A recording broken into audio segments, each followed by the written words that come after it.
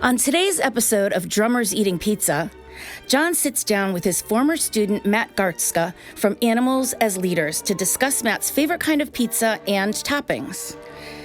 Matt will discuss his musical beginnings and get into his physical workout routine and practice routine, and much more. Sit back, grab your favorite slice, and now, Drummers Eating Pizza. All right, everybody, episode 7 of Drummers Eating Pizza with the one and only Matt Garstka. Matt, thanks for being here. Thank you for having me, John, Absolutely. and feeding me pizza. Yes. Pepperoni pizza. So we got pepperoni pizza from Valley in Westfield. Toli's that I usually go to was closed today on a Sunday. I don't usually hear of pizza places being closed on Sunday. Out of all Especially days. for pizza, right? Yeah. With football and everything, that's kind of a weird day to close, but whatever. Matt requested pepperonis, so we got pepperoni pizza. All right, so first thing, we talk a little bit pizza, then we'll get into the drums. Okay. So, growing up in New England, is this your, what we think of as Italian pizza? Is this your favorite, or being a world traveler, have you found, like, do you like the thin crust? Do you like, what's your favorite pizza? So, yeah, Italians got their Neapolitan pizza, which is very thin crust, and it's not cheesy. That's kind of a problem for someone who thinks, you know, there should be a good amount of cheese on the pizza. And I've done the Chicago thing. I don't like that. It's like way too deep, way too much tomato sauce. This to me is real pizza. And New York is like basically, this is a thicker version of New York pizza, where it's like, it's cheesy, it's bread, there's a little sauce, but... So living in Nashville now, what is Nashville pizza like? I don't know that I eat pizza enough in Nashville to honestly know. But yeah, it is difficult because pizza like this it's just not as good. I don't know what's going on. I guess in New York they have a certain water that they literally, like there's this place in LA called La Monica's, and they would import their water and it would taste like New York pizza. But everyone else who tries to do New York pizza, It doesn't work. It doesn't work because, I don't know, there's something in the water. Somebody said Florida pizza tastes different. Same thing, because of the water, the way it's filtered. Interacts with the dough, I think. And then I've had people tell me that higher elevations like Denver, stuff like that, the pizza's different because the dough doesn't rise the same as it does at like sea level or whatever. Correct. Different elevations. So topping wise, pepperoni, that's your go-to? Yeah. There's some amount of protein. I mean, also I like buffalo chicken pizza, which makes it a little more justifiable. Now, do you like it with the hot sauce base? Or do you like, how do you like your buffalo chicken? Because I've Like seen where- people do it different. Like they'll do a blue cheese base, and then they'll put the buffalo chicken on top with the cheese. And then I've seen people that will do a like hot sauce base, like buffalo as the sauce, cheese, regular chicken, and then they put like blue cheese dressing on top. I hadn't thought about it that deep. Come on, But man. This is I Drummers can Eating tell- Pizza. I know, but I can tell you the best one that I've had was, what was it? Xantos. Yeah. Their buffalo chicken pizza. They closed Did it still recently. exist? No. Oh, They probably like a year ago, because there was one in Westfield, then it moved to Southwick. No, now it's a bagel place. Now it's Fancy Bagels. oh, It was Parthenon. Remember, it was Parthenon Pizza. yes. Yep. Then I do. Then Xantos moved in, and now it's a bagel place. I like Village Pizza a lot. That's still my favorite place in this area. I was gonna get Village. Do they Bring- deliver this far? I would go pick it up for you. Wow. I love Johnny. You. I love you that much, man. I would have Johnny, you driven. made me cry. I would have driven the 7.5 minutes to go pick it up from here. That's not far. Really? Yeah. Fuck. Yeah, because my daughter goes to dance in Granby, Connecticut, like right over the line, and that's like 20 minutes from here. This is very close, though. I'm like very surprised. Valley is very consistent. Like when you order a pizza, whatever kind you order, it's pretty much always the same. It's like very consistent. Which sometimes I find you go to pizza places and sometimes it's like you're not getting enough cheese or there's too much sauce. It's just inconsistent wise. Valley, you're doing a good job. So what about pizza no-nos? What toppings do you not think should be on pizza or you just are not fucking pineapple? Get the pineapple off of pizza. What is? You're one of these pineapple guys? No. No? Okay. No, but I was talking, Get outta here, get and I outta think here. I've said it. Nelson, off. Everyone, you've met Nelson from the last episode. He's a food scrounge. I'm a little territorial with my food. I too am like a dog, so. Hey, off. You can see how well he's trained. Go lay down. So I said I've heard this from other people that like the cool new combination is jalapeno and pineapple. For psychopaths. Would you try that or no? Just no pineapple no matter what's on I don't there. really like pineapple. All right. And then also it's like, what are we going to put apple on pizza? Maybe you could start your own when you retire. Oh my God. Matt's I know. Apple Pizza. Yeah, just because it is creative doesn't mean the idea is good. And I feel like that's kind of the territory we're pushing into. Is like everything's been, all the good ideas have been had, you know? So now it's just getting outrageous with. Yeah. It's kind of like, yeah, the drummers that are like, I'm playing 74 over 91 over 32. And so, or 31, something like that. I don't know. And it's like, yeah, but it doesn't sound good. So, I don't know. I can't do fractions that well, so. Neither can I, honestly. I'm like, what's the point? Yeah, once it goes over 7, I'm pretty much out. Well, 7, no, that's I when can you tap do like out. set, yeah. Stuff in 7, I'm okay. I can play a Sting song in 9. Which one's the 9?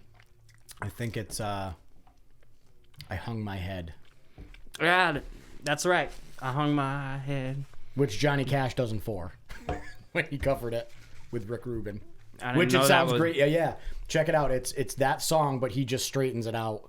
And it's good. But I guess Johnny Cash called Sting and asked him if he'd be okay with him recording it. And he's like, I'm this guy from, England, and he's asking me if he can record my country song. He's like, that was my, okay, I'm hit the pinnacle of songwriting when Johnny Cash asks to record your country song from a guy that grew up in Newcastle, or, I think that's where he grew up as a kid. Yeah, That's pretty good. that is. All right, so pineapple's pretty much your no-no for the most part with Yeah, I mean, people the are free to standard do toppings. whatever they want in the privacy of their own homes, I don't want to watch it, Prostitution pizza. Oh, yeah, baby, eat that pineapple. It's got bromelain in it. All right, so here's the last pizza question. From being a world traveler, where have you found the best pizza? Like, was there any place where you're like, damn, this is the shit right here? This is, if I could eat this, or you were surprised you were in I gotta say, Minneapolis Philly, and you were I like, was in- damn. Yeah, I've had some really good pizza in Minneapolis, of course, New York City. Some big cities, yeah, you're gonna get something, but Philly, a buddy of mine, Vinny, he has a pizza spot in Philly, and he does the whole thing with the dough, and he's got it down to a science. And I was actually like, what in the actual fuck? It's like this, but like a cross between this and New York style, like on steroids. Really? Yeah. And that's in Philly? Yeah. I'll have to get. But it's kind of like when you're, I don't know, man, cheese is a drug, you know? So it's like Off. you can smoke better crack cocaine, but it's kind of still crack cocaine. Yeah. But like there is bunk stuff. It's like the whole, I don't know, like Americans doing the Neapolitan thing, not really as great. It's not as fulfilling. Yeah. It's got like some cheese, but like, you know, fresh mozzarella, but like pieces. So the thing's not covered in cheese. And then there's like arugula and maybe some prosciutto or something, or like. No, have you had pizza in Italy? Yeah. Oh yeah. I like it. It's a healthier version. But usually the healthier version ain't as good. No. So what do you know, Fogarty, if you're gonna cheat. Fogarty does the cauliflower crust now. What is that? Because he got the diabetes. And they told him. Oh no. Yeah. But he said he's lost a ton of weight. And you'll have to watch the episode. Yeah. Just he cut out the bread, the pastas, the ice cream. The Ice cream is so bad. Unless he does the cauliflower. So we got cauliflower crust, and he thoroughly enjoyed it because he ate the whole thing on me. Yeah. There's some things that I should tell him about. Cinnamon. Having cinnamon, apparently, it like sensitizes your insulin and also like kind of combats deleterious effects of having exorbitant carbs. So it helps it's like anti-diabetes. So just straight up cinnamon, no, clearly not cinnamon sugar. No. And what do you how do you take it? Or Personally, how do they recommend to take it? Just sprinkle it on, or put it in a smoothie? I mean, the more the merrier, kind of. So you can get capsules and just take those. But I take a tablespoon. I got this big bag of cinnamon. Yep. And when I'm doing my shake, it's like a banana's in there. There's obviously egg whites and whey protein to make it more protein rich, but there's a cup and a half of oats. And some oat milk. So that's a lot of carbs. It's probably over 100 grams of carbs. Yep. It's like 1,100 calories. So I put a tablespoon of cinnamon in there to kind of like, I know I'm after a workout, it's like, it's really good to have that insulin spike, but like, because it, so it helps growth. So does the cinnamon not spike as much? Is it more of a little rolling hill? I think it does. Or does it just help with absorption or something? This is where I wish I knew more precisely, but I feel like I've heard that it sensitizes your insulin response, which means that you would get more of an insulin response, but like at the same time, it's in some way not as deleterious in its health effects. But also there's Berberine. Have you heard of this? Yep. I think last time we talked, you were mentioning that with stuff that you were taking. Oh, really? Yeah. Yeah. I stopped taking it for a little bit, but that's supposed to be really good for resensitizing your insulin and not getting diabetes. Yeah, I got to slow down on this stuff because the blood work was not good last time. But I've been exercising. Sometimes I'll do cauliflower crust pizza. Do you want to divulge your medical information? Or Yeah, it's just what? My triglycerides are high. My liver enzymes were high. I had a liver ultrasound, and there's like a very small portion of fatty liver. They said nothing to be overly concerned about, but they said it's fatty liver from too many carbs and just milk thistle helps clear out the, if you've got too much, what is it that builds up? or that they test this, and if it's high, I forget, but milk thistle basically helps your liver run better. Another one is N-acetylcholine, NAC. And then another one that I just found out about is soy lecithin. But soy lecithin, they use like hexane to process it, and that's like Europe only allows like 1 part per million. Yeah. And the States allows like Let it all in. thousands or whatever. They saw, there can be between 500 and 1,000 in this, but my girlfriend's told me this, and she's a scientist, and she's like, does it have soy lecithin? She's like crazy about the soy lecithin, and I'm like, all right, Jesus, we're gonna get rid of it. We'll do sunflower lecithin, but apparently that has choline in it, and choline basically like the sunflower lecithin would replace like basically that bile, that healthy bile in your liver. So I would look into those 3. I just got to stop eating like an asshole. Oh, that too. All right, so But that's until then, yeah, until like after New Year's. But what about when the podcast takes off, and then you're on the hook for 3 of these a week? I'm gonna have to do the beard meets food thing. You ever watch him? Mm-mm. You gotta check him out. He's awesome. He's from England, I believe. He might be from. I apologize. I don't know if you're from Scotland. He might be from Scotland, but he's got a big ass beard, and he does all the eating challenges. So he goes around the world, around the country, U.S., Canada, like Mexico. I think he's gone down to. But he talks about his diet is like, I know what I need to maintain my weight. He goes, I work out regularly, lifting weights, cardio. And then he says, I know I can have like, I don't know what the number is, but let's say it's 10,000 or like 12,000 calories in the week. So he goes, if I go to do one of these things and I'm eating 5,000 calories, then I'll fast for 2 days and then I'll go back to eating.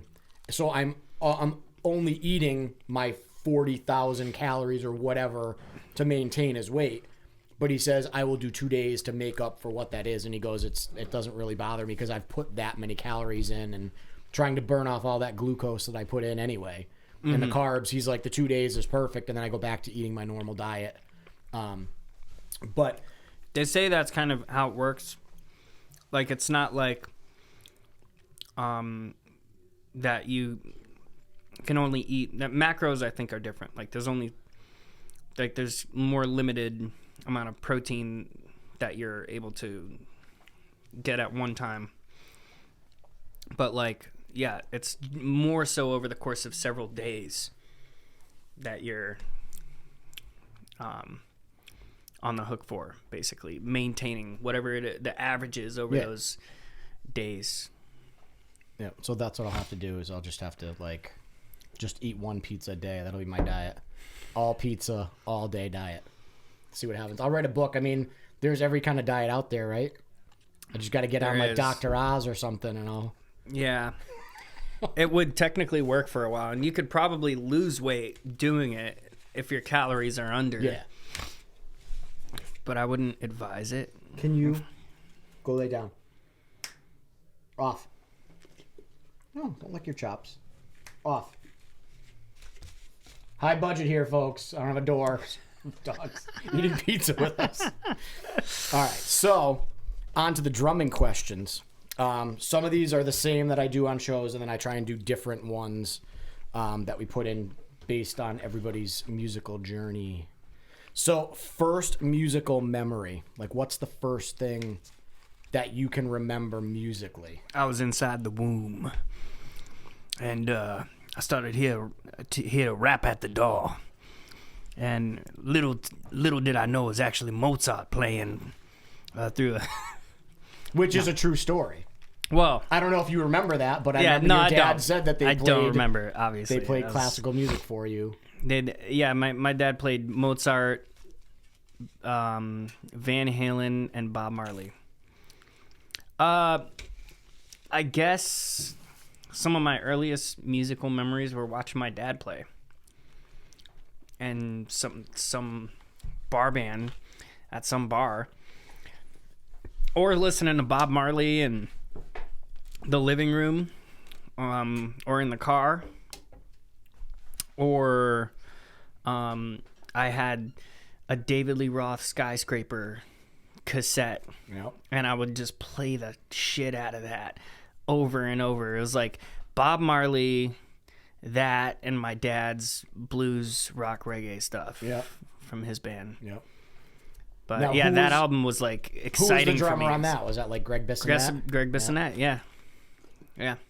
Yeah, what was the... I don't even remember the drums, though. I was listening to the guitar. That's like... That and, like, the vocals. So, you were listening to do you think because your dad played guitar, that's why you honed in on guitar? Maybe. Or it just, that's what kind of caught your ear?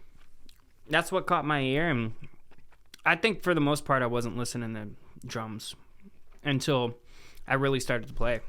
So, when did drums become... Did you play anything first? Did you mess around with anything first? Or was drums really like the thing that you kind of gravitated when you were like, I want to do something? Well, my dad was getting me piano lessons at 5, and I was not into it. It was like... Is that why the piano in my drum room had missing parts? Probably. Because I believe you told me there was chips on the keys. Yeah. And you I used to play.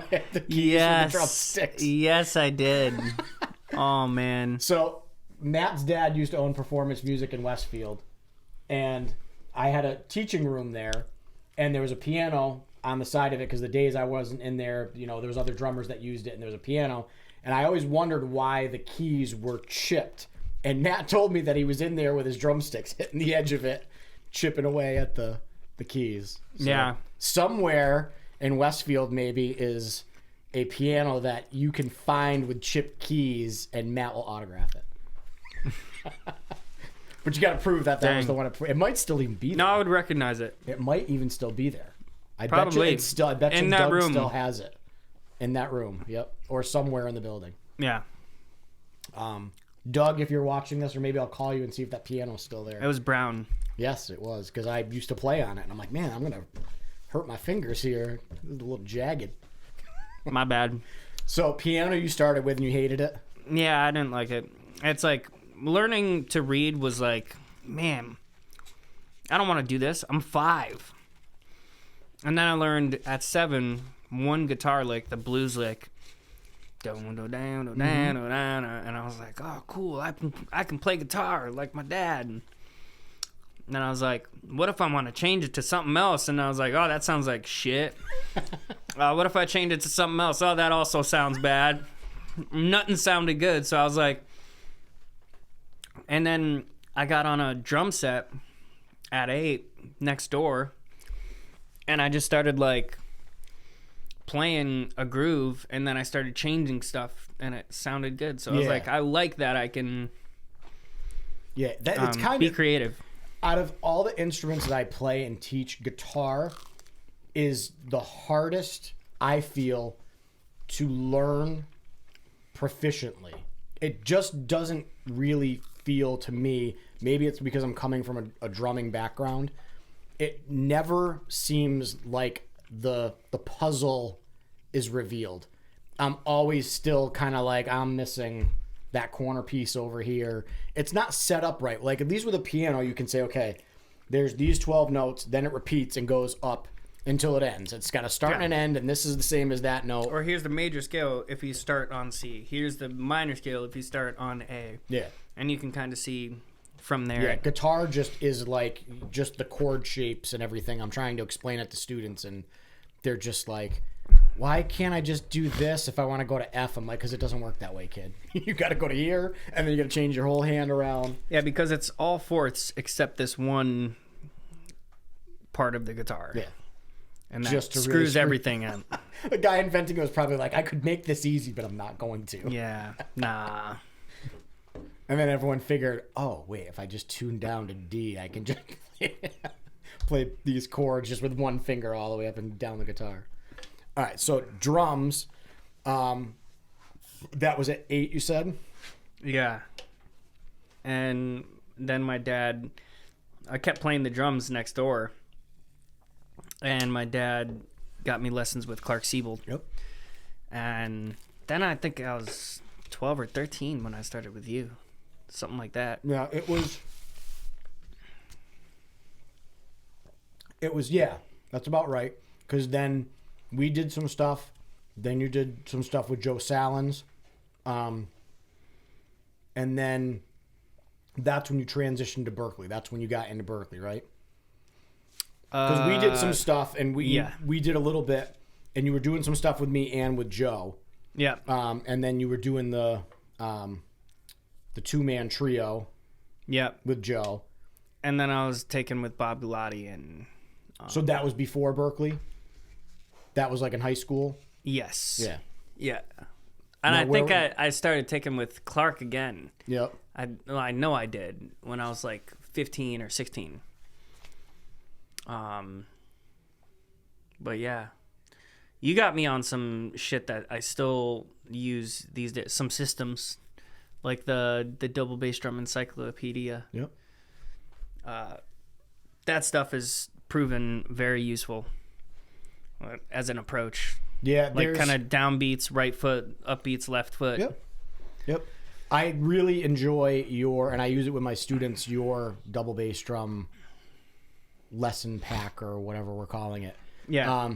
And that made a lot of sense too and I remember talking to you like probably a week later because you were doing everything with that right foot as like a constant and doing the left foot, but my right foot was like my leg. I remember waking up a couple days later. I'm like, man, I feel like I was like walking up a hill or something. I'm like, it's got to be Matt's double bass drum thing because it's the only thing. But I was doing so many rights consistently and then throwing in the individual left. Yeah. And then going through the whole measure and then throwing in 2, doing like a 16th note thing. And I have my students work on that. And Did you do the other side where it's all upbeats on the left? Yes. That's a pain in the dick. Yeah, I don't usually do that with the students because we just do. That's hard. Yeah. Because then you got to hear all the upbeats and you got to generally play pretty slow. Yeah. Because usually people can play the limiting factor is being able to hear those upbeats that fast. Oh, I'm supposed to play it fast?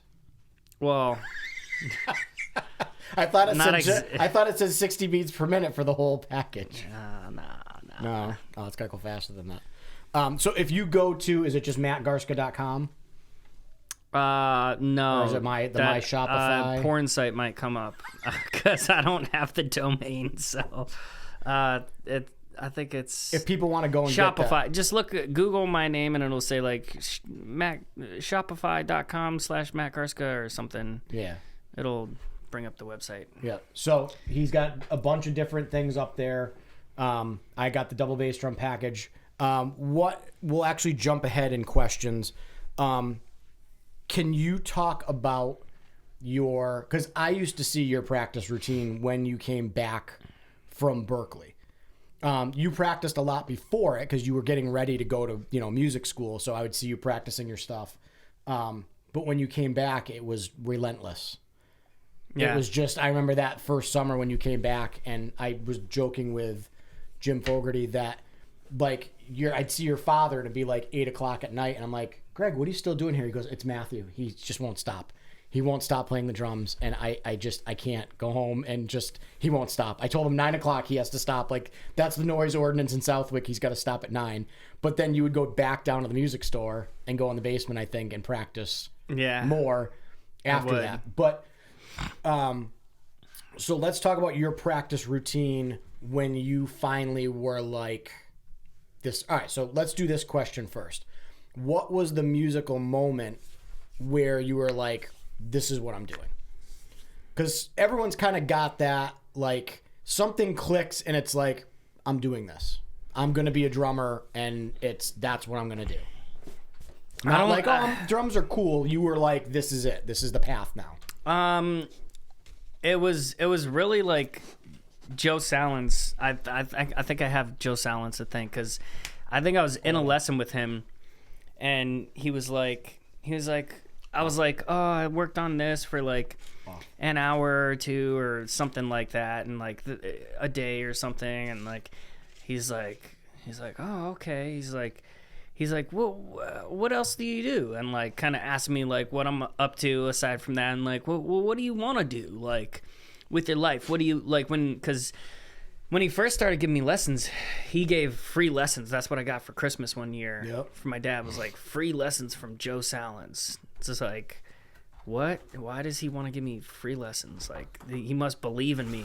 And like at a certain point, he's like, what are you gonna do when you grow up? Like and I'm like, I don't know, maybe be a chiropractor or something. And he's like, oh, that's a lot of schooling. Like you want to be in school like that? And I'm like, no, well, not really, I guess, but like just kind of, I don't know. Yeah.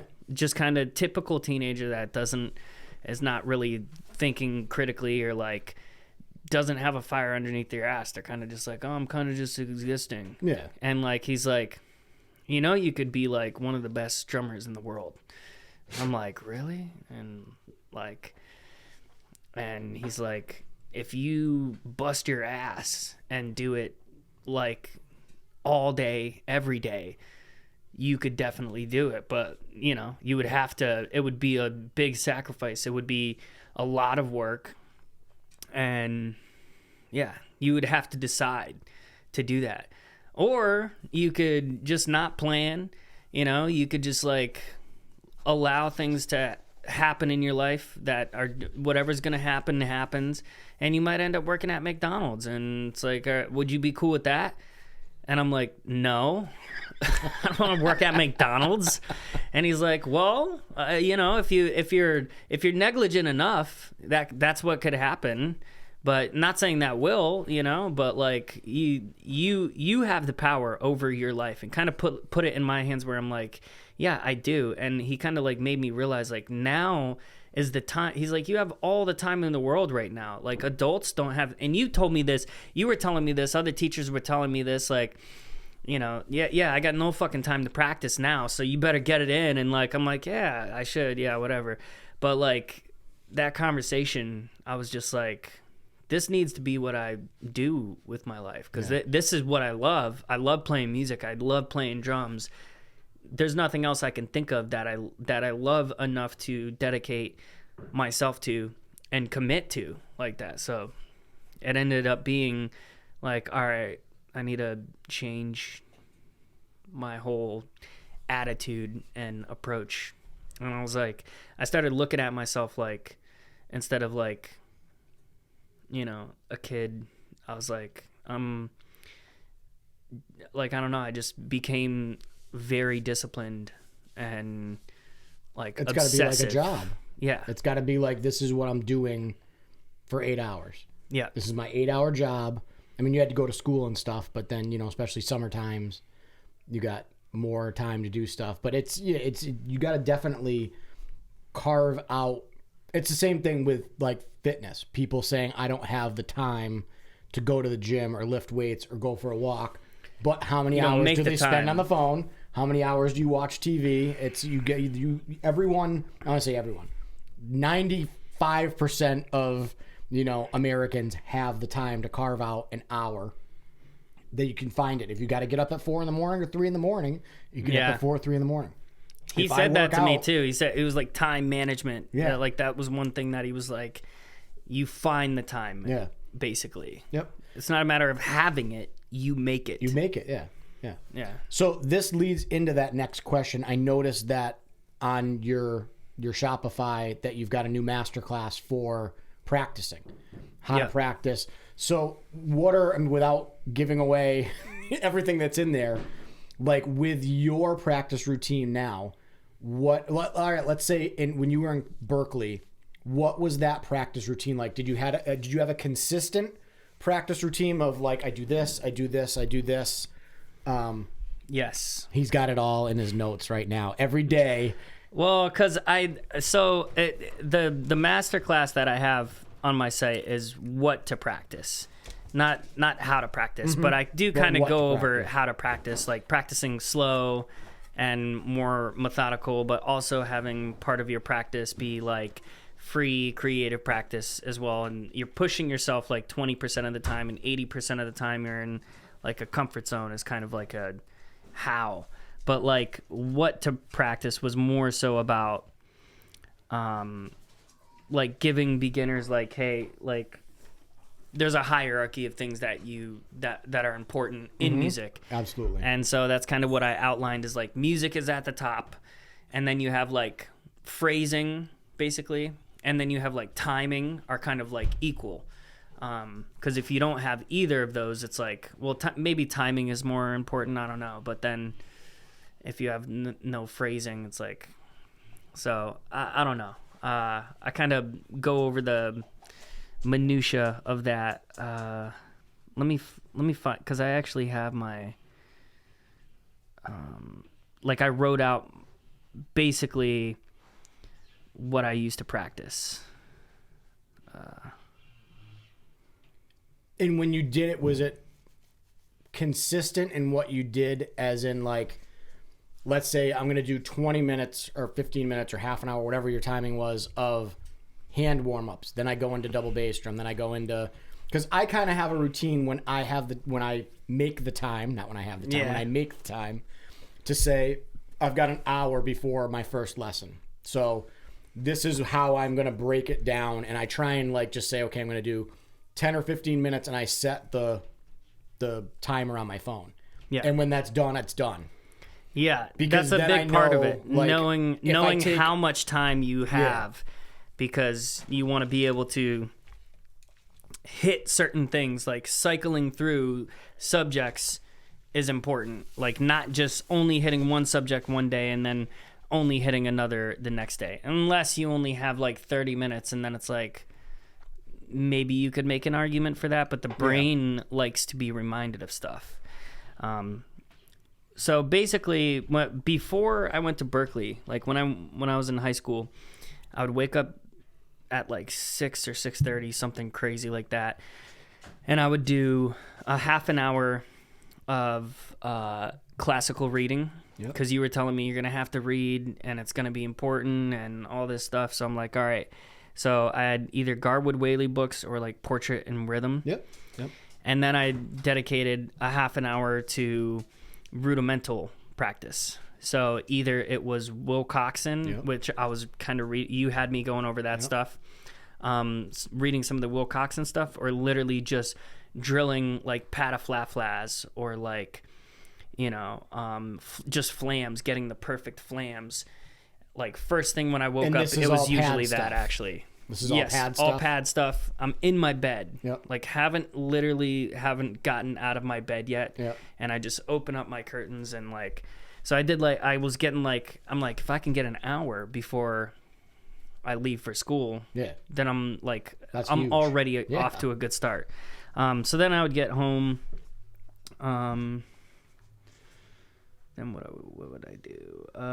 Then I had like stuff from Bob Galati, and he basically had like 6 different subjects for me.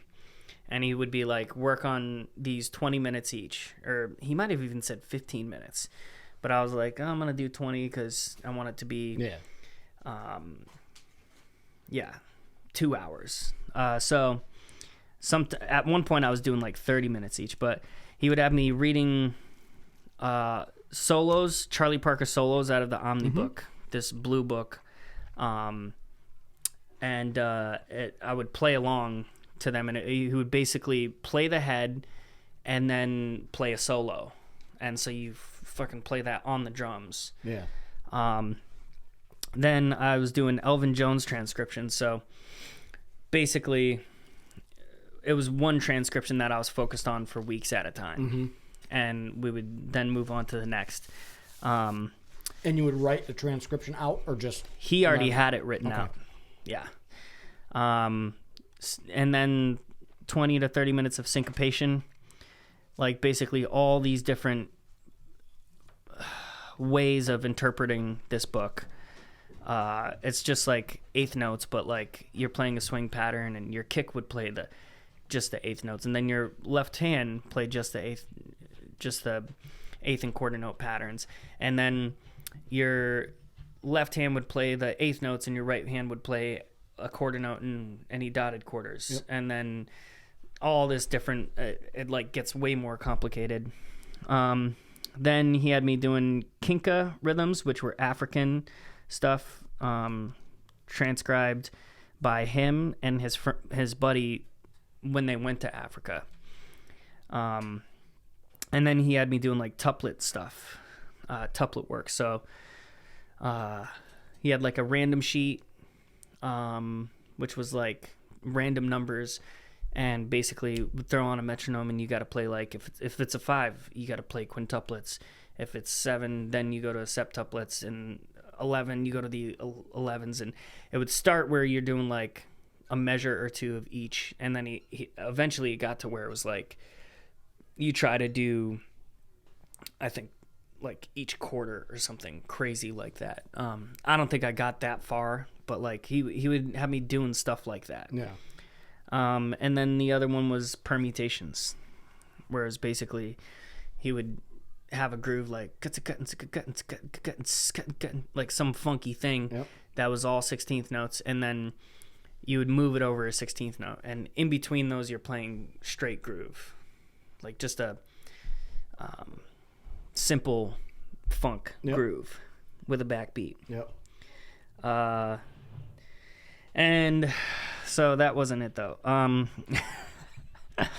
Then like cycled over 2 days, it would be like 30 minutes of double bass, 30 minutes of Latin stuff.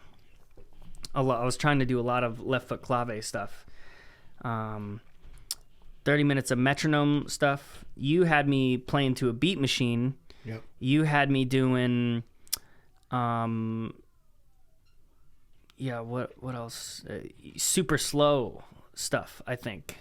Like more spacious, because Sean Pelton, you were getting lessons from him, and he was like having you work on your time, like pocket, like your pop pocket, like basically how to nail that stuff. 30 minutes jam time. Usually I ended up screwing around for 30 minutes, maybe an hour or something. And then I was working on, I said an hour to 2 for material for gigs. Whatever I was doing with Joe, that was kind of like whenever there was something coming up. Yeah. You know. But that's like there was also critical listening Joe had me doing. He was like, listen to one song a day and then write things about it that like you remember about it. And so then listen to it over and over, or just basically listen to it once and listen to it a few try times, and absorb it. And maybe even write down. I mean, he might have had me writing down how many times. Yep. But then he also like gave me a tape with it was Billy Cobham playing like Spanish Moss and like Spectrum, and Gary Novak playing with Chicoria live in Warsaw, playing Tuba Island. It was like Steve Gadd playing Night Sprite, a bunch of tunes like that. And he's like, he had read some study. Before you go to, the last thing you think about before you go to sleep is the first thing you think about when you wake up. Like you're basically sub-programming your conscious or subconscious or whatever, which I don't think is true, but it worked. Yeah. Like listening to that every night before I'm going, and I had ADD, so I'm like just low-key awake every night, just like, okay, go to sleep for like an hour, or sometimes an hour plus before I can actually get to sleep. Yeah. So it gave me something to fixate on and like maybe tire my brain out. I don't know. I mean, I've heard of people for sessions, if there's a certain tune that they're going to do, putting a metronome in under their pillow at that tempo, because they knew the next morning they had to go in and cut a track with whatever that tempo was, whether it was like super fast, but they wanted to not screw it up. And I think it was somebody doing like a rock album, but it was like under pressure of like, we're going to get another drummer in here if you can't play with the metronome. And they were so freaked out that they said like they would go to bed with that tempo, and they were hoping that it would subliminally help the next day. Did, and yeah. I'm sure there's something to that for sure. Oh yeah. I can't listen to classical music before I go to, like, when I'm trying to fall asleep, because, like, it'll start building and then it's like I'm getting ready to fall asleep and, like, you know, the timpani's going and then, like, the horns are going and, you know, big violin parts or something, and then I'm like 2 hours later like I listen to the whole suite or whatever of what was going on. I'm like, that backfired. So classical music I cannot listen to before I go to bed. It like actually amps me up, unless it's like super chill. But if it's anything that's like, you know, a 4 movement thing, it's like, forget it, because there's going to be a big part in there somewhere, and then I'm like, yeah, let's do this. Yeah. And then I'm awake. So the critical listening thing, I think, with Joe is great, because I tell my students, like, here's whatever we're listening to.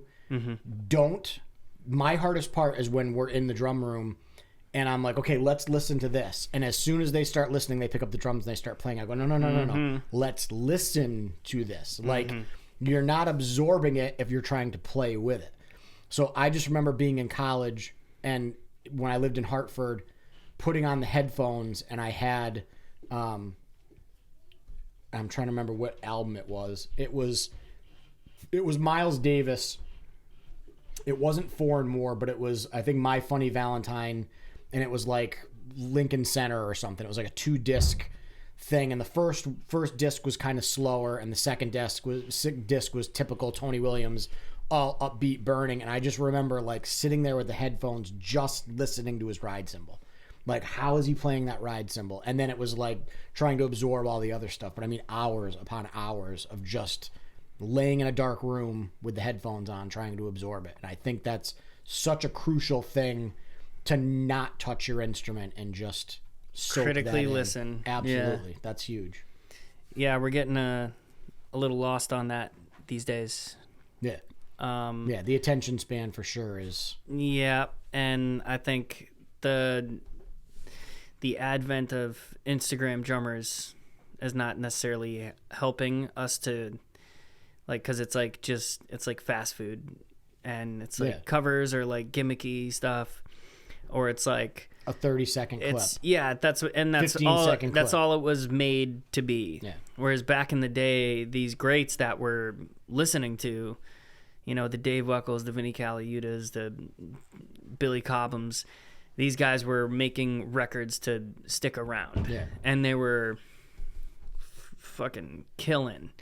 And also not having the visual component means that, like, you can't just be like, oh yeah, he's just doing a thing with the tom. Yes. You have to be like, hold on, how did he do that? How is he creating that sound, or what is it? It's more sound based, which is what music is, if you know, we're these forgetting. Kids nowadays, you have YouTube and it's not fair. Speaking of that, and it's funny because I watched it the other day on YouTube, was Chick Corea with Vinny at the Blue Note, and I gave that to Tokyo. And you never gave it back to me. I remember you telling me specifically. I was like, hey, can you give me that DVD back? You're like, no. Oh no! Wow. But now it's on YouTube for free, so I'm good. And I also have it. I think like iTunes had it. My bad. And I bought it, but I remember giving it to you, and you watched it, and I was like, "Hey, what'd you think about that?" You were like, "I'm not giving you that back." So it's probably in a bag somewhere, a box. But it was like, I got it back when you'd have to go on eBay, and people would post like, "Oh, I've got this, you know, DVD, or I've got this tape that, you know, is like a Japanese that you can't find." You know, so here's the, you know, the import one, and I'll give you a burned copy for $10 on eBay. I'm like, okay. But like the video stuff you had to do because people had it on VHS, and like they were burning it to DVDs, but like that was the only, now it's like everything you ever want is available on YouTube, which I think is good. But like you said, people are getting away from listening to it and trying to figure it out just from the audio of what's going on. I almost find like it's cheating now. It's just, you can watch. Yeah. Which is, I think it's great, because I think the music, there's so many young kids now that you see that are just amazing monsters on their instrument, whether they know what they're doing or not. That's a different, you know, avenue to go down. Like, does that drummer understand what he's playing, or is he just copying back what he's playing, which I think is okay as well. as long as they understand how it fits into music and how they can apply it somewhere else, rather than just like, I can only play this on that song and I can never play any of those chops on anything else because I don't know how it fits. Yes. Because I think you were talking about I see a lot of people do that with younger with kids my trying to music, jump into like your transcriptions, and you're like, you're not ready for that song. Yeah, But they're like punching a bit above their weight, like, and it's like you're better served actually like holding groove and like playing simpler chops and working with simpler chops and building up long term. Figuring out how to fit stuff in a bar band, you know, for quite some time, and then like moving up. Yeah. But yeah, I get it. Like there's always that want to like challenge yourself immensely and like profoundly and be like, I'm gonna give myself this crazy, like, to do this crazy performance that I don't think I could actually do, but we'll see. Yeah. You know, like I totally get that mentality. But there's also like another one, which is just like, it might take me forever to get there. That's more my mentality. Yeah. This might take me forever, but I'm gonna get there. I might be the tortoise that's slow and that. Yep. And I've always been kind of that guy who's processes things slower. You know, I need more time to take my tests.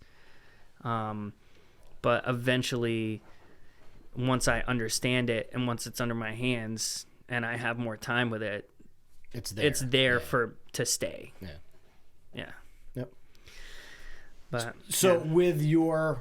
with like, let's say anybody that's practicing, whether it's a young kid, somebody that's been playing a while, what would you say is like, let's say, well, I mean, I guess people should clearly go by his masterclass on practicing, but a quick, like, if somebody came up to you on the street and said, Matt, what are 4 things I should practice consistently to become a better drummer?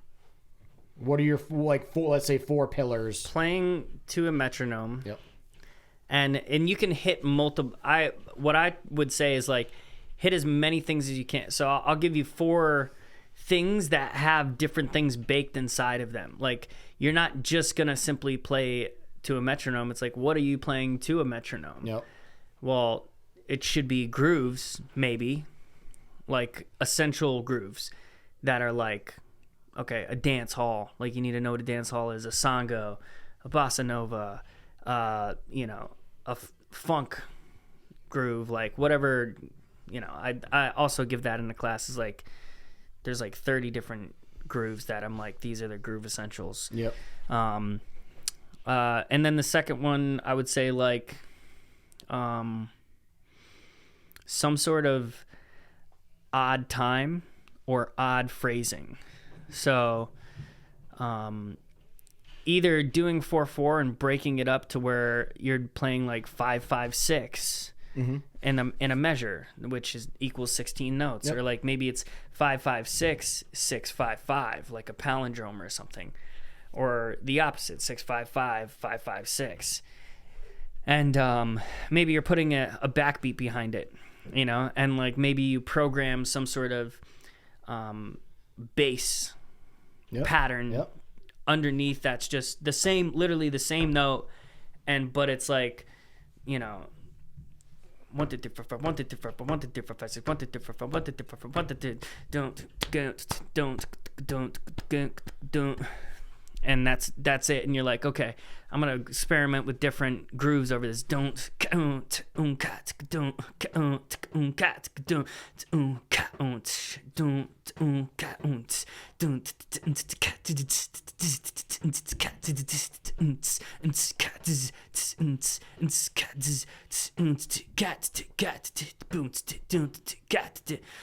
just bit, and this would happen slowly. Like each one you would be playing like 32 times, getting it under your hands, feeling comfortable, maybe adding in little ad libs or little fills. So something like that would maybe be number 2. Number 3 would be some sort of coordination based type of exercise. And probably universal function. That's a lesson that I have on there, and that's I have some stuff that is in that master class, and it's I call it like groove groupings, and it's basically like patterns between your kick and your left hand, and then pulse keepers with your right. So either a quarter note or like, it's kind of like the Gary Chester Newbreed type thing, where it's like you have different ride patterns, but the kind of thing that's different is that your right foot and left hand are in constant communication. It's playing like a 5 pattern or like a 7 pattern or whatever, and that's evolving in a loop. Yep.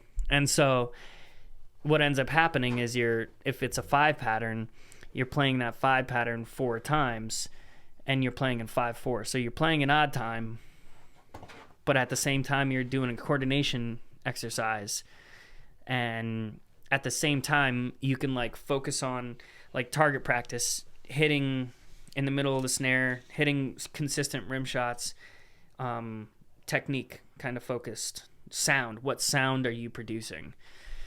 And that sort of thing can be thought about whenever you're doing anything. You can focus on sound and check in with your sound, your technique, your consistency. Yep. And then 4, I would just say listening, like literally carving out time to that might be number 1. Yeah. But on a daily basis, giving your brain nourishment, like drum nourishment.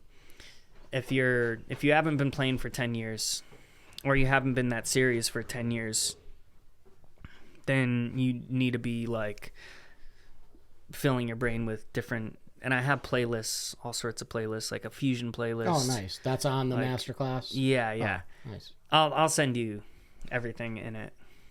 Yeah. You can tell me. Not paying for it. Yeah. Good. No, you've earned it. Although, dealing with my ass. I did pay for the double bass drum one. And Matt was like, why did you do that? I'm like, because you got to make a living. This is part of making a living as a drummer. Yeah, but you dealt with me in lessons for years, and I wasn't You always... weren't that bad. I wasn't always the best student, though. I was a smart ass sometimes, yeah.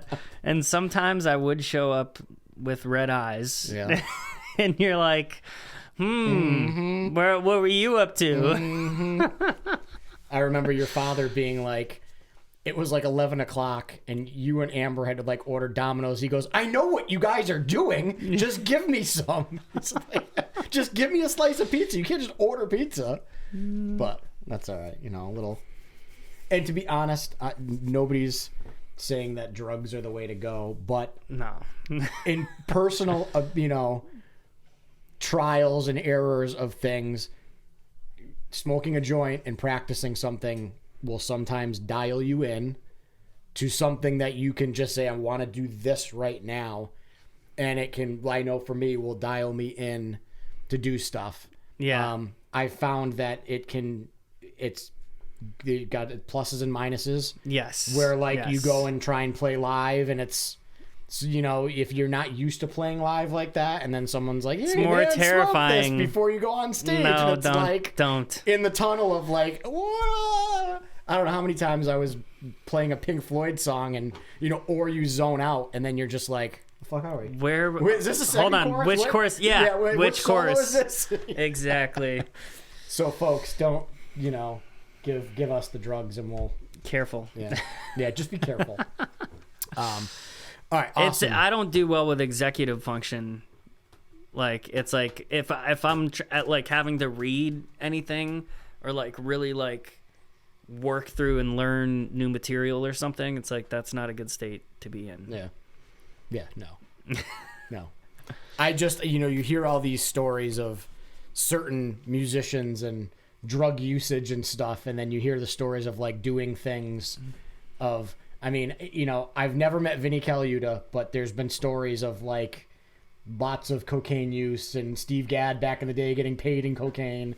But like then you hear these stories of him going and doing stuff with Zappa and like pulling off this insane thing. Have you ever heard the the sushi story. Yeah. I mean, something like that where like he's just so dialed in that he can just Frank grab the Zappa sushi was and- crazy. Yes. Like if I even hear about you smoking weed while you're in my band, bad. you're fired. Yeah. Like it was that hardcore. Yeah. He was that. He was all about the music and doing it. Yeah. Yeah. I feel like that's a little Maybe a little tyrannical. Yeah. He's got a whole like history of him being crazy, controlling with his wife too, and other shit. But I don't know. Rest in peace, Frank. Rest in peace, Frank. You did great. You made did good, kid. some wild music, some out there shit. Your father actually turned me on to Zappa. Like, I had Joe's Garage because I knew Vinnie Colaiuta played on it. But then your dad was like, oh, I think it was called Strictly Commercial. It was kind of like the greatest hits. Strictly Commercial. But he let me borrow it, and I burned a copy of it. Oh, okay. And it was a CD. But, like, Okay. I've looked for it. Like, I don't think that's on, like, maybe you can pay for it on iTunes. But if you have, like, Apple Music, it's not there. Some things aren't there. You got to pay for it. But that was a great, like, intro to Frank Zappa of stuff that wasn't on Joe's Garage. So I was like, oh, wow, this is cool. And that got me into, hearing Terry Bozzio and hearing everybody else that played with Zappa and being like, oh, this is awesome. And it was like, now it was another rabbit hole to go down musically. And it was all great stuff, especially as a drummer trying to like figure out what he was doing on some of those things, not knowing what time to signature or things changing. And that was cool. I recently found out about a sick Frank Zappa album, Shut Up and Play Your Guitar. And like I'd heard of it before, but like it was only like a few years ago that I was like, okay, like let me check this out. And it's like Hog Heaven and this like a few tunes on there that's like Vinny's going off, just playing like all the quintuplets and septuplets and all of them mixed, fucking mixing them too, every and like single one. Yeah, like that guy's on another level. When people ask me like favorite drummers, and I'm just like, Vinny's in the top 3, just for the ability to just do whatever he wants and pull it off. Yeah. And understand all of that. Like, I'm going to groove here, but, oh, you want me to do this? Like, no problem. You want me to read this chart down? No problem. I mean, the guy is just a machine. He can do anything and do it well enough that he can walk into a studio, play on the album, or walk onto stage and do one rehearsal, and you think the guy's been playing with the band his whole life. Yeah. The ability for certain drummers to be able to pull that off just blows me away. Yeah. It was also like kind of a pressure cooker, LA at that time, because there was so much work, and he was ended up being one of those studio guys. And so like when you get all those calls and you get all those opportunities, you get all those experiences and all that experience that nobody else is getting. And so like, not to say that he didn't earn it, obviously he earned it, but then on top of that, like lion's share of like opportunities, it's like you actually can't fathom like what a outlier that creates. It's nuts. Vinny, if you're watching, can you eat pizza with me? I have his number in Matt, my phone. Do you? I talked to him on the phone. Hey man, this is John in Massachusetts. Matt Garstka gave me your... That would not be good. That would not be good. No, Vinny, like, he's one of those guys. But sometimes I listen to him talk, and he's, again, on sometimes that other level, just from listening to like his podcast. Sometimes I'm like, I think he'd look at me and be like, "Do you even know what I'm talking about?" And I'd be like, "No, but you're Vinnie Colaiuta. You're cool. You played with Sting." Yeah. And Shaka Khan. And everybody. Faith Hill. And Megadeth. Megadeth, right? And so I remember Chicoria. like seeing something that he did the Megadeth album. I'm like, what? And he sounds like It's like, this is not true. Yeah. And it's like, oh, it is. Yeah. So let's talk about the Berkeley experience going from, I mean, you're not that far away, 90 minutes away, but it's got to be a completely different musical world to go from Southwick to that melting pot of Berkeley. What was that like when you got there, and like your experience with Berkeley? There's so many cats from all over the world. So it's like, I was hanging with a lot of gospel cats. Yep. Which was sick. But aside from that, I'm hanging with like Afro-Cuban cats, like jazz cats, like, and there's no other place like that, I think, in the world. Maybe LA and New York, but at the same time, it's not concentrate. They're not all concentrated in one place at one time. You have to seek it out. Yeah, you have to go to those individual you got to go to a Latin club and then see the legit Latin guys, and then you got to go to the jazz club and see whereas at Berkeley, it was everyone there's everyone is there all the time. And so that was a huge benefit of Berkeley, probably the biggest one, honestly. Yes, the classes were useful and the professors gave me a ton of great stuff to work on, but I also got a ton of great stuff to work on from students as well. Yeah. So I kind of put those at like half and half. But the general education stuff, that's the part where I'm like, I don't know. You can do the associate's degree, which is what I ended up doing. I was there 7 semesters. I was gonna get a diploma, a legit bachelor's, you know. I was gonna get it. I think what I have is a diploma, actually. I was gonna get a bachelor's, but then I was like, I don't have all these gen eds, and I started going to Holyoke Community College, and I was like, nope, I don't want to. Why am I doing this all day long when, like, and I'm in the car in between these classes transcribing like Veil of Maya and being like, oh, I just wish I could practice right now. Yeah.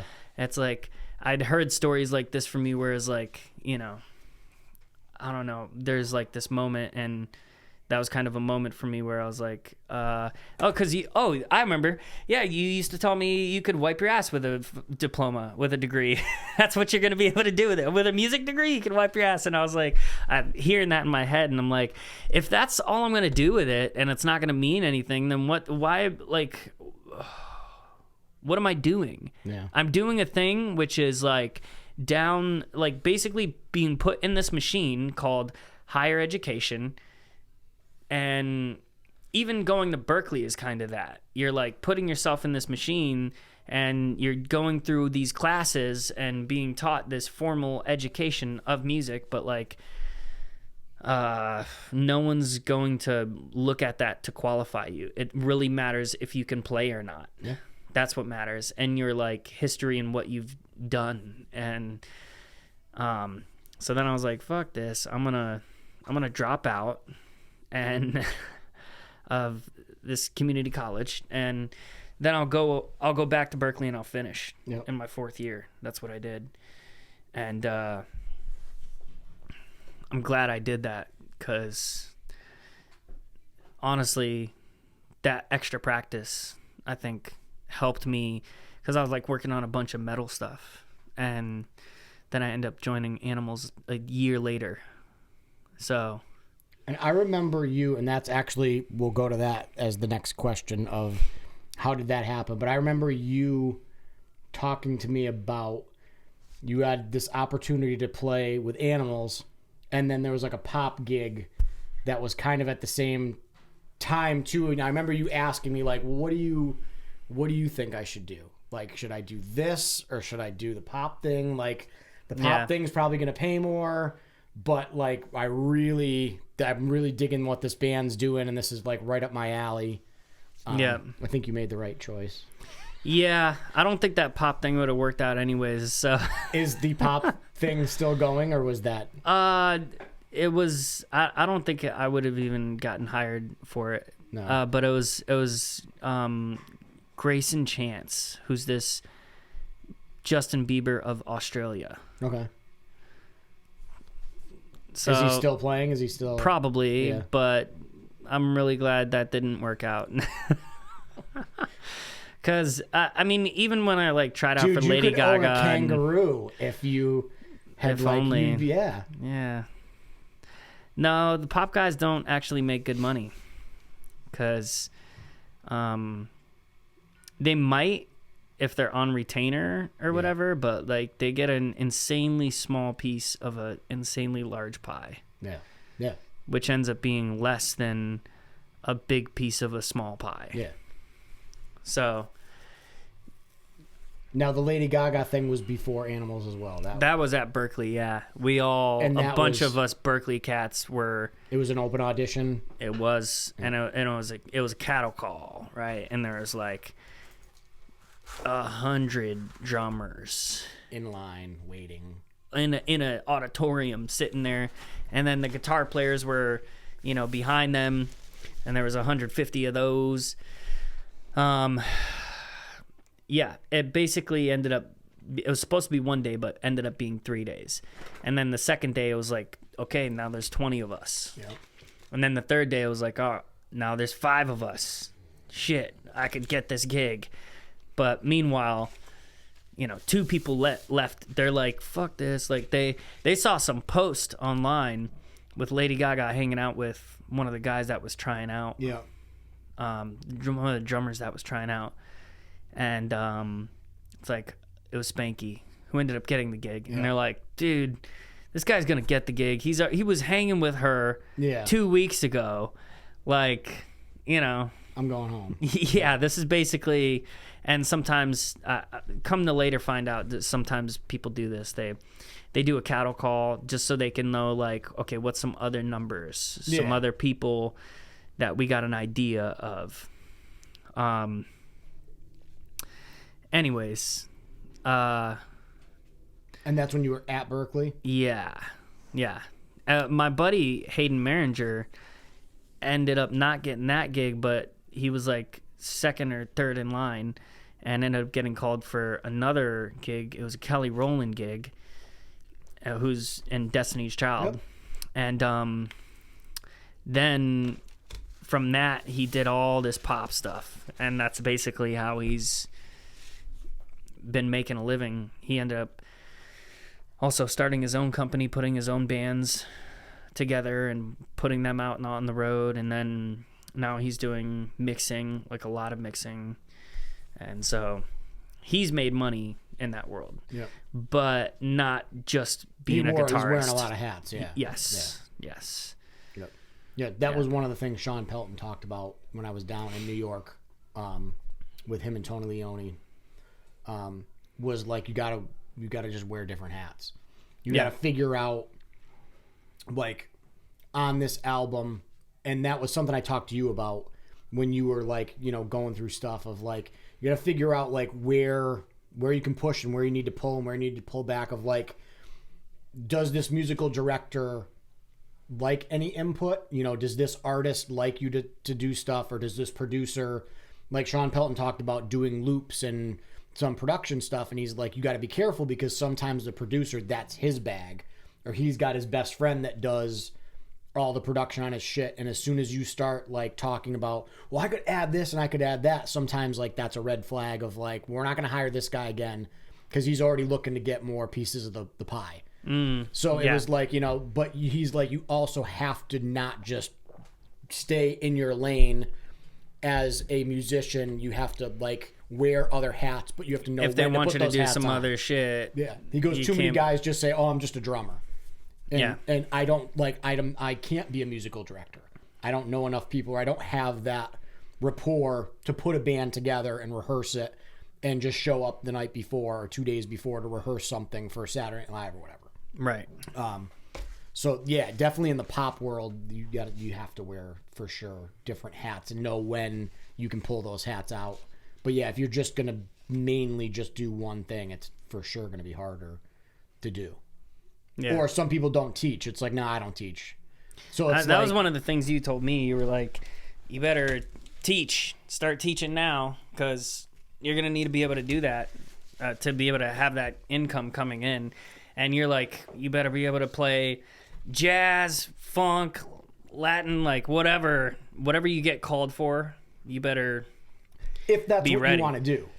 And then there's other, because I was talking to somebody the other day about this not this argument of like, no, actually somebody, I think Drumeo put the thing up, like, is it good to be specialized or well-rounded? And I like responded, it's all about what your musical journey is going to be. Because there's also guys that they just do metal. I'm a metal drummer, and I don't give a shit about jazz, and I don't give a shit about pop, and that's cool too. Yeah. But you also are narrowing your focus of, or certain guys that are saying, I'm just going to be a jazz drummer. Because I went to school with a lot of those guys that used to make fun of me for doing double bass drum stuff and like, playing pop tunes and playing reggae stuff. It was like, we're going to school for jazz. And I'm thinking like... You got to stay in this box, right? Yeah. But if you're going to be in that box, you got to be the best in that box. Right. And that's the thing is most people are not going to be. And most times you're signing up to not be innovative. It's like, let me just go ahead and not change. I'm not going to not change the genre at all. And it's like, okay, well then why would people listen to you as opposed to this other guy who sounds the same or is coming from the same upbringing, And so that's where I'm like, it always appealed to me to learn other styles too, is because I can use different styles and break certain boxes. Yeah, absolutely. To steal from jazz certain elements and steal from metal certain elements, and I don't know. Yeah, it depends on your journey, but I feel like it can't hurt your development, and like you said, of being creative. Yeah, and like if you're signing up to like, of course people think, okay, yeah, I'll just do this one thing and I'm just gonna be really good at the one thing, but like there's so many other supporting pillars usually in that, even in like one genre, it's like, yeah, just being a metal guy, it's like, I don't know, there's so much more musicality that you could learn from other styles. And a lot of metal guys I know like weird shit that you wouldn't think a metal guy would listen to. And it's like, wow, that's really interesting to know. Yeah, I don't know. Yeah, I wouldn't limit myself, but, I guess if people want to choose to do that, then they're free to do that. Absolutely. But you're kind of, and I don't want to say you're narrowing your window, but you are. Yeah. And I remember like Sean Pelton asking me like in my first lesson, like, what do you want to do? And he said, like, what is your musical journey? Do you want to be doing this? Do you want to do that? Like what? And I was like, listen, man, I love Dave Weckl. I love Dennis Chambers. He goes, that's cool, man. And he goes, like, if you want to practice 8 hours a day, you could be Dennis Chambers or Dave. Like, you have to put the time in. He goes, I've seen you play. You brought videos down. Like, you're proficient enough to be able to play fusion. It's not like you can't do it. You have to work at it. But he goes, you also got to realize that there is a clique of fusion guys. And he goes, if you're not in with Chick Corea, you ain't playing with Chick Corea. There's like 4 drummers that he calls, and that's who he's calling. And if the first guy is not available, so for you to try and break into that clique of what it is, like that's even harder. Even if you're proficient, if you might be the 5th call guy, and all those other guys are still better than you. Don't do that. Yeah. Make your own clique. Yeah. But that's hard. Yeah. It's just hard work. And so you got to be down for that. Yeah, and be ready for it. Yeah. And say, okay, this could be a long musical journey. Yeah. But if that's what you love, absolutely. Yeah. So with animals, how did that come up? Was that somebody moved to LA? Or was that an open audition? Or I moved to LA and I was like, I need to find some motherfucking work.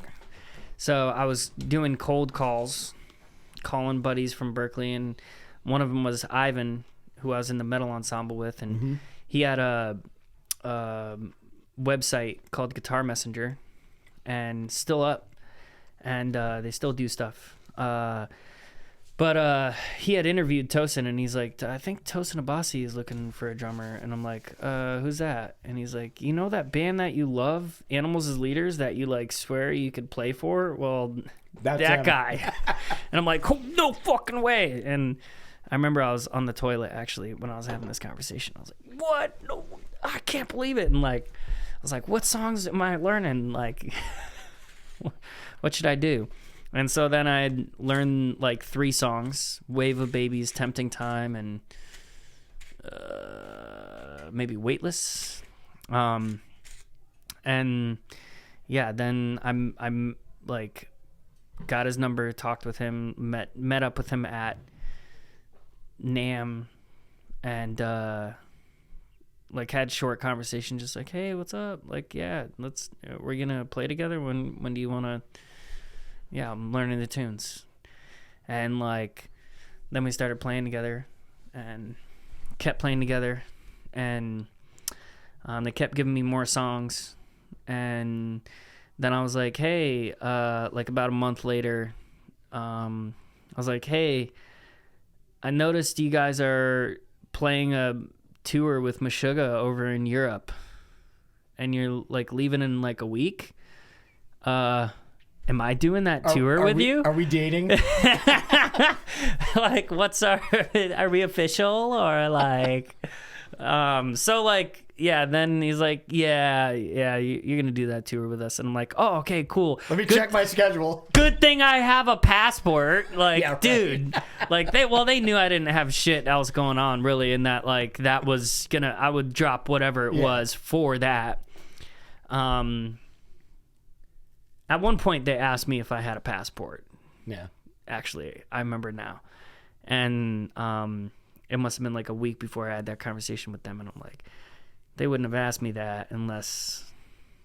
And then you're like, I got to call a guy that can get me a passport. How much? Hey, buddy, how much? No, I had one from Gukby System doing stuff with them. Yep. But yeah, then I played the tour with them. And how long was that tour? That was like 3 or 4 weeks. And that was Europe? Yeah. And we were in Europe for like 2 weeks before that, because we played like Music Messe, and I think there was a couple other things we had going on. But like, then as soon as we got back, there was like a day and a half we had in LA, and then we leave for a 6-week tour with Thrice. So it was really like trial by fire, 10 weeks, sink or swim, kid. 11 weeks, something like that. Yeah, exactly. And I'm like, yo, what is this shit? I don't get the practice on the road. Like, I don't get the, like, what, how am I supposed to keep up these tunes and, you know, just playing them once a night? You know, this is hard shit. And like, and that was growing pains. I was like, fuck, this was sucks. everything sequenced? Was everything Oh yeah, tracks? It's all on tracks. Yeah. Yep. Oh yeah. So I'm gonna play it a little slower tonight. Yeah. Now here's a thing that when I first started doing stuff with tracks, it's weird from night to night depending on how you feel.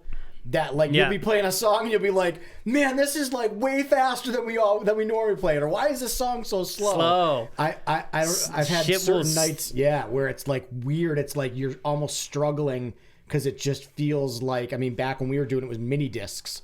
You know, we had a little mini disc player, and I was looking at the bass player. I'm like, I think this thing's broken. It's going too slow. So that's got to be. How many? Too much caffeine. Yeah. Makes it feel slower. Too much adrenaline. Like the first show is like, fuck. Oh yeah. Everything's got to feel like it's dragging. Yeah. Yeah. How many tunes did you have? Like when you first went out, like what was the set? 10 songs, 12 songs? Like how many did you have to have down? Probably about that. Yeah. It's probably 50 minutes, I think. And how did you, without being able to practice on the road, did you still run through your set every day in your head or on a pad?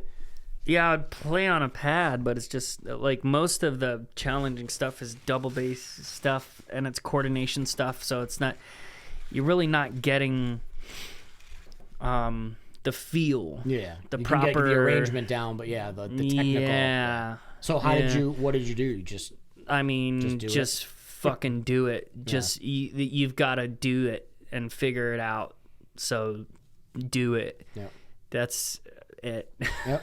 And we would get rehearsal or sound check. Yeah. And we'd use it like a rehearsal, like, dude, can we run this tune or that tune? Like, that's gonna help me a lot. Like, whatever. Yep. I'm definitely a big sink or swim guy, where sometimes you just got to jump in the deep end and hope that you bob back up. But I've always, like, I've definitely gone into situations where I felt really uncomfortable and really scared to go up and do certain things, knowing either like it's a call to fill in for somebody and you're like, I don't really know these tunes well, or it's like I've got one day to learn the set, even if it's like pop tunes that you've heard before, but it's like, you know, it's going to be a big show and there's going to be a lot of people there. But I definitely, like, I'll tell my students, I'm like, sometimes, man, you just got to take your lumps. I go, you might do great, you might get your ass kicked, but you're not going to always, it's not going to always be easy to do shit. Like, you'll miss out on growing opportunities by being like, oh, well, I'm not quite ready yet. Yeah. Right. You don't want to have that mentality. Yeah. If you're vastly underprepared, that's a different story. But exactly. Sometimes you just got to know your capability.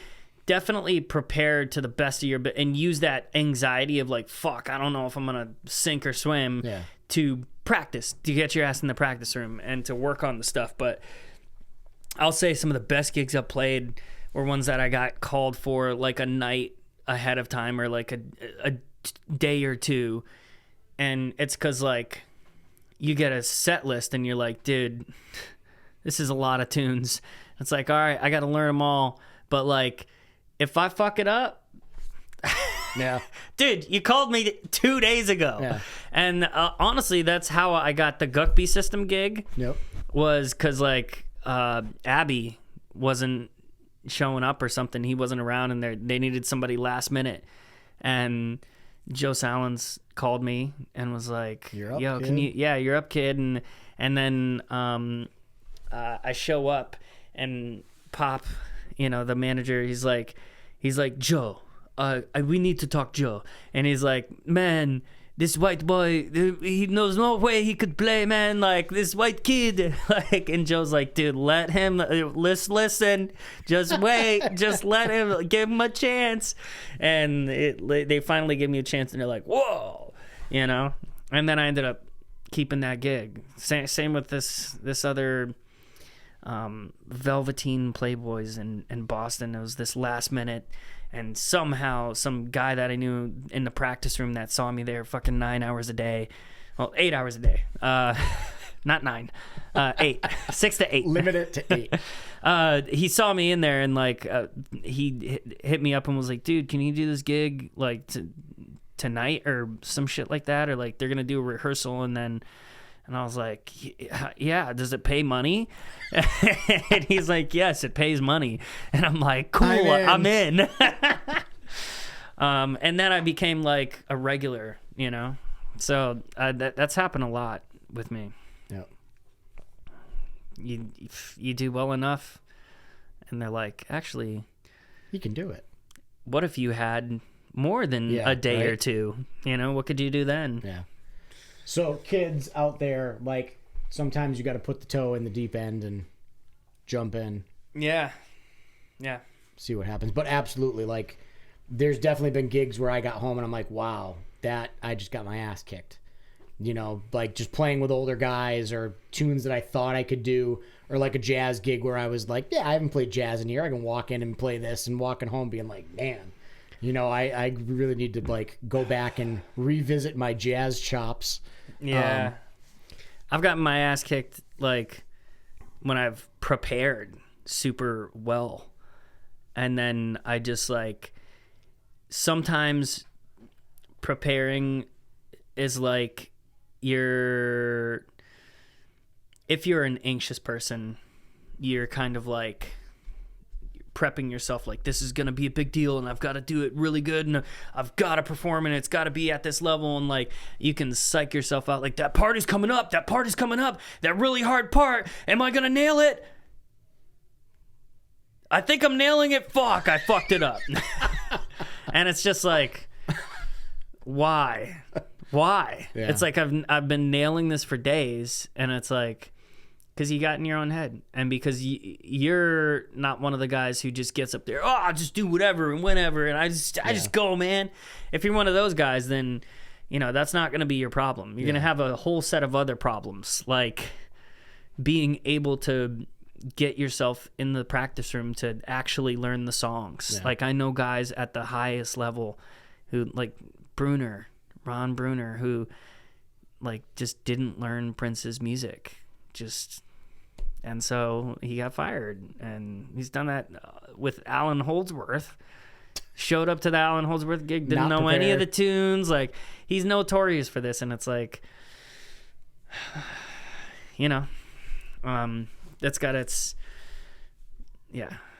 own downsides. Personally, I would rather be more over-prepared guy. And because like I've learned with time to be like, to trust myself too, and just be like, dude, you just gotta, there's a level of just fucking going for it, and just, it's happening now, do it. And you just do it in the moment, and you have the preparation behind you, and it's like, cool. Yeah.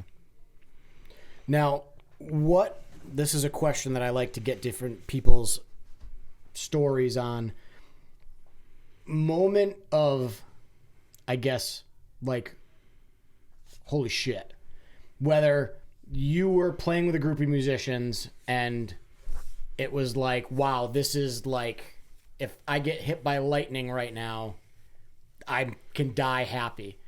Or it was a musician or a band where you were like, oh, I'm watching this guy, and you're at, some club in LA and you've heard about this guy or whatever, or you've never heard of this guy and you just look at your buddy next to you and you're like, holy shit, that just happened. Like, that was some bad shit. Like, I was not expecting that. Like, what about, like, let's say a moment from you personally of playing where, whether it was like you played a cool place and, you're playing this amphitheater and like the moon or whatever hit you right, and you're just like, man, this is awesome. This is why I'm doing this. Have you had like anything? Probably multiple. Yeah. I'm sure you've had multiple, but like, is there anything you can think of that, like, maybe the first time? Sometimes I'm bad with this, like remembering, like people like in my own band, like Javier's like, dude, you remember that place we played and it had the thing and this happened and then that happened, and I'm like, nope. I'm like, where was this? Oh, okay. Yeah. Still don't remember. Zone, man. I don't remember any of that. No, it's like, I'll remember it that night. I'll remember everything that happened that night. Yeah. But like, 2 weeks later, I've played so many gigs at this point that it becomes like that. But they're playing the Red Rocks was definitely like, and looking out at the moon or the sky when it's like the sun is setting and it's red, and like it's just like, wow, this is beautiful. Yeah. And like, I get to play in front of all these people, and they have to listen to me, and they have to listen to my drum beats. They can't ignore me and just shut me out. I'm no longer in my mom's basement. I don't know. I guess something like that. Yeah. Awesome. Yeah, that's. See, I've never been to Red Rocks, but also like hearing, there's I did see Vinny Caliuta play in a studio. My buddy, his dad, was a producer, and he's like, dude, Vinny's gonna be at this studio playing, like, I know you'd love that. And I'm like, yeah, but let's and he's like, yeah, come in. And so, and he's like, just be cool, and just be like you're supposed to be there, man, and I'm like, yeah, no, I am, cool. And he just killed it. It was like he was playing for he was getting paid money to play for some teenager that was really good. So I think a guitar player, and like Jordan Rudess was there, and Vinny. So like this kid's parents must have been loaded. Yeah. And just like, and we were in this nice studio that was $3,000 a day, and they were rehearsing for a couple days before they started recording. Just paying for the studio nonchalantly, not even recording yet. So like, yeah, watching him actually in person do it, playing this shit and just feeling like he did some like quintuplet fill like it into some like other 16th triplet thing, whereas like he just like put that together like where it was like smooth as butter down the toms. And like then the next time they went to play that song, it was totally different fill. It didn't play that fill again. And I was like, and just fuck ton of that. Just like, this guy is operating with an immense amount of tools in his bag and capability.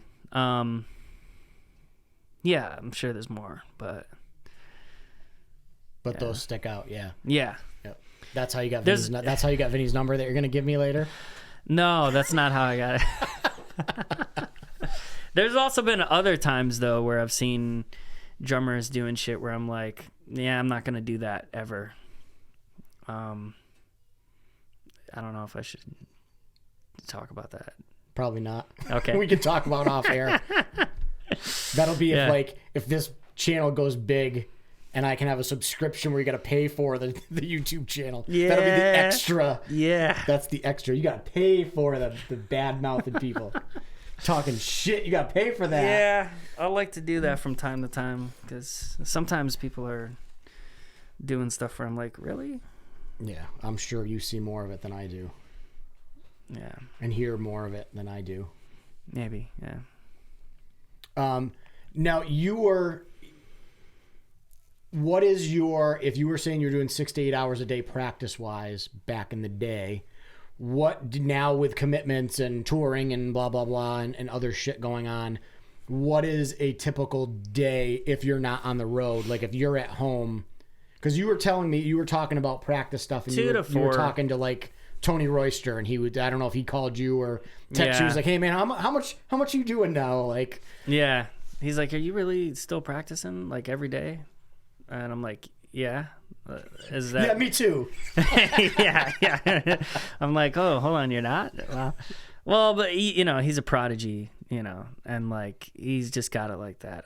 I'm one of the guys that I'm a dum-dum. I got to work for it still. No, it's about 2 to 4 hours a day. But you've definitely probably dialed it in, because I know for me, when you've got more time, you just kind of dick around more. But then when it's like, okay, I'm making my 2 to 4 hours, now it's like, nope. You still just kind of. Nah, I still dick around. And you know how I can do it is because I don't have kids. So like, it's like the 2 to 4 is like luxurious for me. Yeah.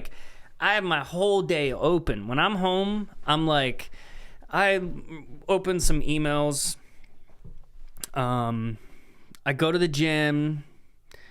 I'm eating my foods. How long is a gym I fuck around session? on TikTok, like gym is probably an hour, 90 minutes, probably more, 2 hours. Yeah, an hour and a half, 2 hours. Yeah, me too. And when I do it with my girlfriend, I'm coaching her, so it becomes 3 hours, and it's like, it's arduous at times. But yeah, it's like I'll do like a half an hour in the morning. Like I have this half-hour glass, and I'll just like, boop, and I'll just literally do hand stuff. And the stuff that I'm working on now is like, just basics. I'm like, let me work on basics, but like for me. Yep. Basics for me are like,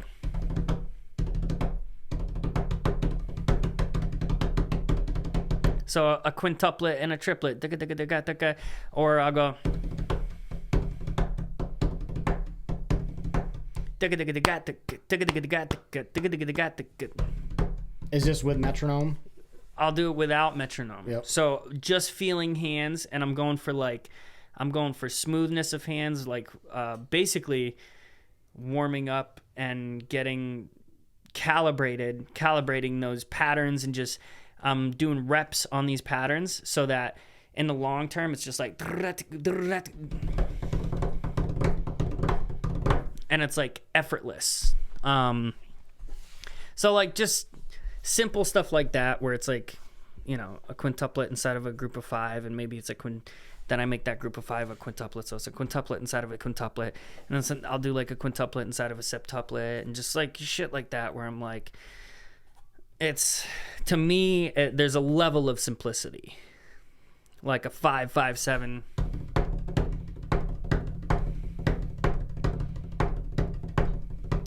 But I'm not hearing 17. I'm hearing so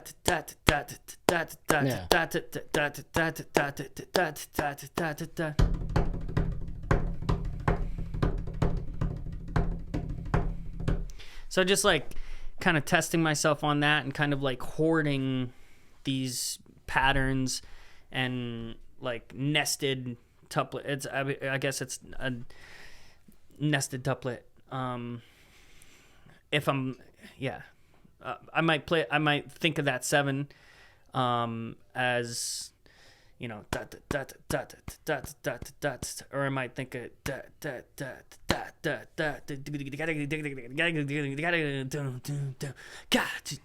I might be thinking of it as a septuplet. Yeah. But like either way, half an hour of like stuff like that, more hand-based stuff, and then like I'll like go and break and chill and maybe eat, snack, and then like a half an hour of like some type of coordination stuff, like universal function stuff or jazz oriented stuff, and then like, I don't know, I play to tunes, and you know, like I'm playing with Tigran now. Yep. And so like I'll work on some of that stuff, some of the animal stuff, just running patterns. But honestly, it's more than that.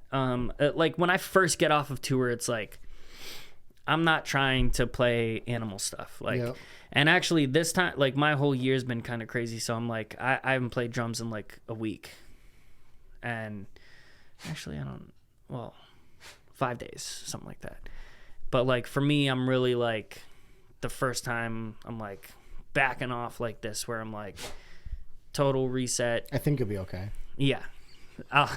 You used to tell me like sometimes, dude, you gotta. get more from it, Yeah. and I'm finding that more with older age, and it's probably that you can't train the same way that I can't train the same way that I did when I was 22. Like your body just can't handle that same level, and there is something about taking a day off and coming back and smashing. Yeah. Like It's being like going well to the gym rested too. You got to have those off days, because it's just your body needs it. Yeah. The practice When days, you're trying sometimes to, the mental, you got to just get the mental cobwebs Yeah, that out too. and then come back.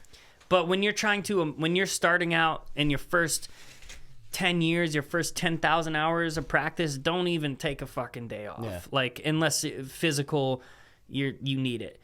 Otherwise, just keep trucking. You're trying to like gain as much coordination, as much phrasing, timing, like ideas, all that shit as possible.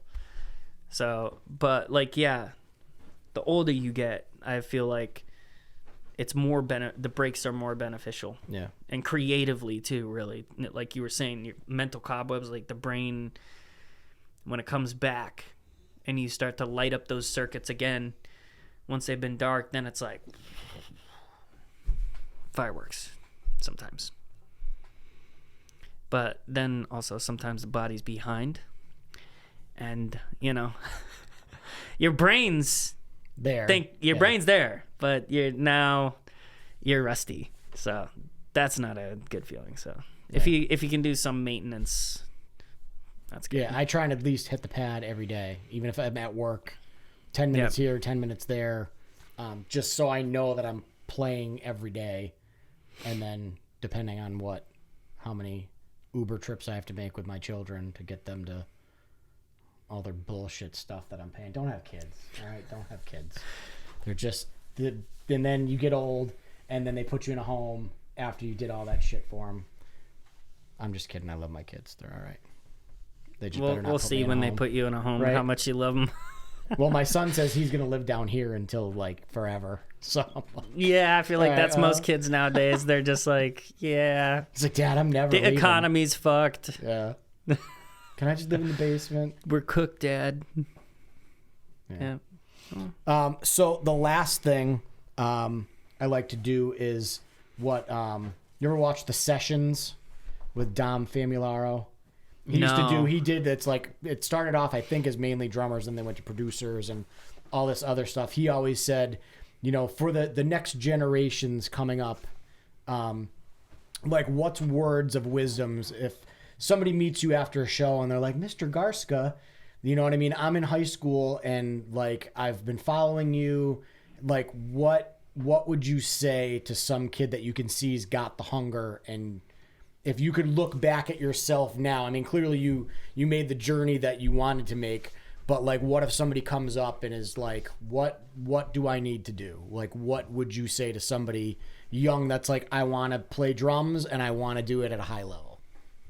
Because there's playing drums and then there's playing drums at a high level where you're at, where it's like you've put the time and you didn't fuck around and be like, oh, I'm going to go hang out with my buddies all weekend. It was like, I'm going to hang out with my buddies after I did my 8 hours of practicing. Be willing to bring something to the altar of sacrifice.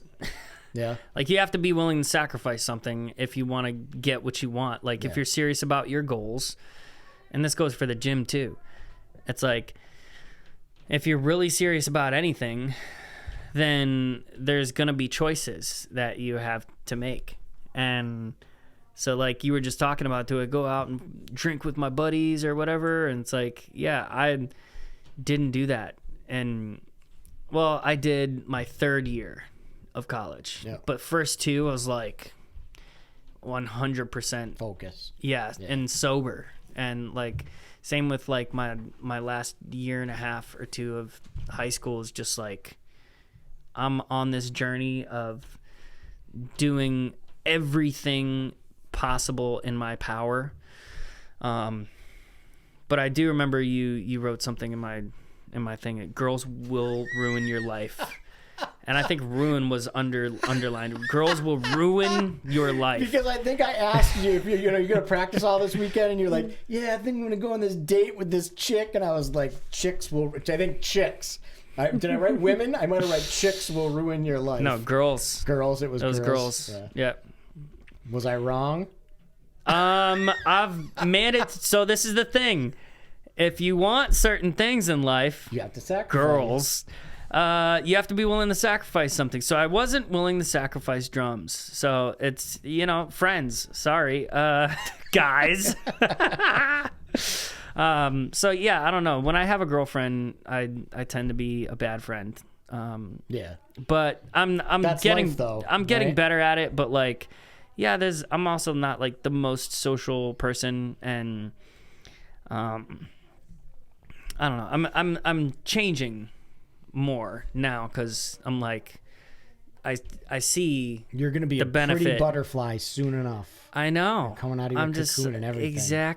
Exactly. I'm morphing. I'm still morphing. That's why I don't want to have kids yet. I'm still evolving. But yeah, that's what I would say is like, Be prepared to sacrifice. Exactly. And if you're not, then you're gonna have a hard time. You're gonna struggle a lot. But if you just just go ahead and sacrifice a little bit of sleep, a little bit of this, that, the other thing, then and it all adds up, and you just keep doing that. That's basically what I did. I just kept. That's how I was able to practice 6 to 8 hours a day. Like, that doesn't happen by accident. Yeah. And also, like, so I'd say be willing to sacrifice, and then be willing to do what others aren't willing to do. And that's like, I feel like that today, it's reading. People don't want to read music. Yeah. They don't want to read books. And they don't want to like work on stuff like exercises and stuff. And like, it's not always musical. So I get it. Like, there's less bang for the buck there, but like there is something that it teaches you, a type of thinking that gives you all the options of what you could play. And then from that, you pick certain things, you curate. Instead of just playing what this guy played, it's already curated. You're getting one thing. And so if you learn the 10 things and how to pick the best of those 10 things, then you can hear the guy play the one thing and take that and be like, okay, let me make 10 things from this. Yeah. And it's kind of like reverse osmosis or Yeah. something. You're able to do that more than guys who don't do that. And I feel like that's like some sort of dwindling ability these days. I don't know. Yeah, I agree. That's all I got. Yeah. And stay away from drugs. Yeah, drugs are kids. bad. We'll take your drugs and flush them down the toilet. Folks, thanks for tuning in. Matt, thank you for doing this. Thank you. Thank you, John, Appreciate it. for having me. You know, the 10 grand will be in your bank account. I'll Venmo it tomorrow. Superb. See, Superb. you do 10,000 hours, you get 10,000. Special rate. Venmo. Special rate, man. It's homie rate. All right. Thanks for tuning in. We will talk to you. Well, I'll talk to you guys soon. I'll put all of Matt's links in the description so people can get a hold of you. Thank you. Whether there's a certain email if people have questions, or just we'll send them to whatever social medias you got. Yeah. Awesome. All right. Thanks, guys. We'll see Thank you you. next time. Peace.